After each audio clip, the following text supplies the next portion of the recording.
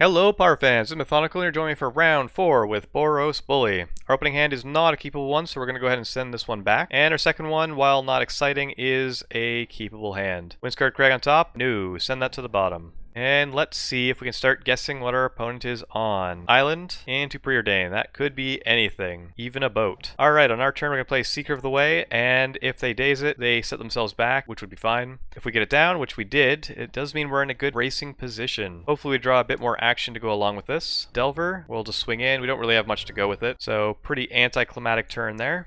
We could have gone for the Wind-Scarred Crag, but this way we at least get to keep our Prismatic Strands up. They're going to swing in. Yeah, we'll take it. Another Delver. Since they played a Brainstorm, it's almost guaranteed that they're going to be flipping these next turn. Faithless Looting off the top is pretty good, so we will play that. And here, we're just going to go ahead and get rid of 2 lands, play the Boros Garrison, pull back a land, swing in, get the race in our favor by gaining 3 life, and next turn we're going to have a few different options. Lightning Bolt's trying to remove their creatures, getting the race in our favor would be nice. Also just getting down the Guardian to have like an unblockable threat, and if at some point they likely will be playing a Gurmag Angler, then we'd be able to block that as well. Journey is a nice pickup, and it's going to lead me to doing 2 spells in a turn, since they are just down to 3 mana at the moment. Also pumps up our Seeker of the Way. They counter the first one, and the second one, they have a Spell Pierce. That's a bit of an old style. That card's not played as often, and then they use a Daze. So we got a 2-for-1 out of that. So we are starting to get some of our own value, but of course they still have a lot of cards in hand, so we'll see how it goes. Third Delver, they are definitely setting themselves up to race. We'll try and play a Guardian, and they go for Gush, very good card, into a foil. So, alright, we did get a bunch of cards in their hand again, but we did lose our best racing condition. Playing the Faithless Looting just to activate our Seeker to get some additional life gain in our favor.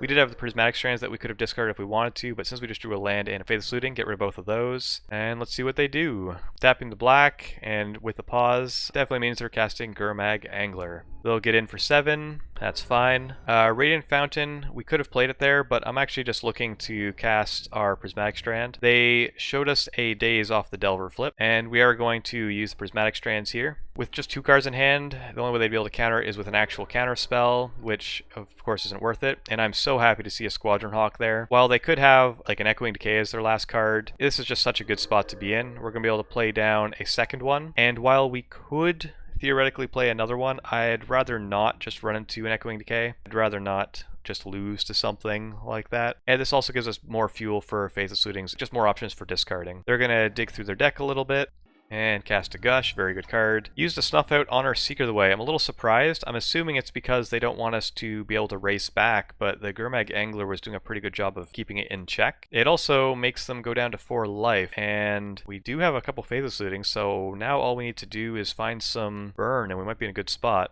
Here, since we do have some life total to play with, I'm going to double block the Insectile Aberration. If they don't do anything, I'm actually going to use this Prismatic Strand on blue, saving us additional 3 life, and keep both of our creatures around for blocking purposes. Here, I don't really want to play another Squadron Hawk. If they have an Echoing Decay, that would spell disaster for us. So I want to find something else to play, and since I found a Seeker of the Way and a Firebolt, I'm going to set up so that way I can cast Seeker of the Way now, and hopefully just double cast a Firebolt next turn for the win. And I kept 1 land over our Squadron Hawk also because we want to be able to play around Daze. Here, even if they have an Echoing Decay, we are still going to be able to be fine. They're playing an Augur of Bolas, and they find a Preordain, which they cast. I'm just hoping they haven't found a second Daze at this point, because we know they have the 1. With the Gurmag Angler coming in, I'm just going to go ahead and chump block that, and on our turn, unless they've got double Daze or another foil, we're going to be able to cast both sides of this Firebolt, and it does end up working. Even if they were able to counter one side of that, just casting this twice and attacking with Seeker of the Way would have forced a block of some sort, and that would have also been a very good position, so things worked out pretty well for us there. Jumping on over to game number 2, and taking a look at the sideboard, we are going to bring in all 3 of these Pyroblasts, and we're going to take out 2 Prismatic Strands, as well as a Thraben Inspector and a Seeker of the Way. I'm also going to bring in the 1 charge for any Nausea or Shrivel shenanigans they may have. And opening hand is not a keepable one. We've been having quite a few hands where it's just a Boros Garrison. This is one of the downsides to playing 4 of them. Sometimes this happens, and that's what mulligans are for. This hand, you know what? I'm just going to keep it because I don't want to have to mulligan anymore. Squadron Hawk is great. That'll be able to refill our hand quite nicely, although it's going to be a bit tricky to find when we should be playing it with all these bounce lands, but that's fine. We are going to cycle the Ash Barren just to get more lands out of our deck. It's not like we have any top deck manipulations like blue does. Seal of Fire is perfect. I'm going to wait till their turn to see what they have on top, and then I'm going to pop it. And sure enough, there is a Shrivel,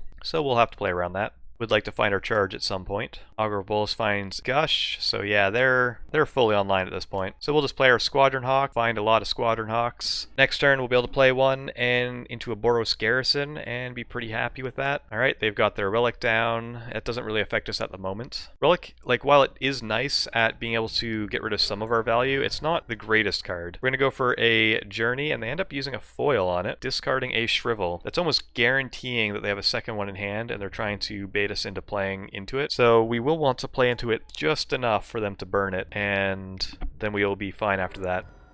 Since I know they have a second one, like they telegraphed it, I'm going to be chump blocking whenever possible, and we'll just go ahead and get down some of our cards. Let's see what they do here. Our opponent goes for the attack again. I'm just going to go ahead and get a chump block while it's still available to me, and also gains a life. We just want to tread water until we've got some additional options. Our opponent has put themselves down pretty heavily on cards with that foil. Thraben Inspector is always great since it survives, and get down another Squadron Hawk. I'm also tempted by playing the last Squadron Hawk, but instead I end up just going for cracking the Clue and playing the Sacred Cat, and thankfully I did that because they ended up cracking their Relic, and it was apparently good enough to get out the Shrivel. So now that that's two of them down, I'm going to go ahead and play both sides of the Battle Screech. We have a Lightning Bolt to try and keep the birds around from an Echoing Decay, and it may seem a little bit weird, but I'm going to continue to chump block just to make sure I'm getting at least some amount of value out of these bird tokens in case they do have something to sweep them all up. And I'll play the last Squadron Hawk. Prismatic Strands is pretty good at helping us survive in a racing situation, and we've got quite a bit of burn, so I'm feeling pretty good at this point. With their all-out attack, I'm going to cast the Prismatic Strands before blocks to see if I need to chump block the Gurmag Angler or not. It resolves, so no need to throw anything in front there. We'll continue to just swing in, still waiting for our opponent to do something. Go for a Seeker of the Way, because maybe they've got counter magic. It doesn't seem like it. Like, we know they have a Hydroblast, but outside of that, it's, yeah. We're going to go for the Lightning Bolt here, almost expecting the Hydroblast. They have to play it at some point. They're going to get 3 of our bird tokens, and they're going to swing in. So here we could go for a double block and cast the Prismatic Strands, but that would not be good in some situations, like if they have a way of countering it. I'd prefer to keep our Seeker of the Way around and just use a Faithless Looting here. And we end up finding a Journey to Nowhere, so hopefully this will resolve so we can get rid of that Gurmag Angler. They ended up having a foil. So they discard the rest of their hand to keep their Gurmag Angler around, and they found a Stormbound, guys. That's a really good position for them to be in. We're going to use the Prismatic Strands. Since they have no cards in hand, just keep our life total as high as possible, and we are going to be able to cast both sides of this Battle Screech, get a really good attack in with our Seeker of the Way, and hopefully that'll put us far enough ahead to win the race at this point. It's a really close game, and if they draw something like a Gush, they would be in a pretty good spot. Lightning Bolt is quite nice, because that means we'll be able to swing with everything. They've got no cards in hand. Go for the face, and it sticks. Thankfully, Boros Bully is continuing to do its thing against Delver decks. Thank you for joining me in the 4th round. We're currently 4-0, and I'll see you in the last one.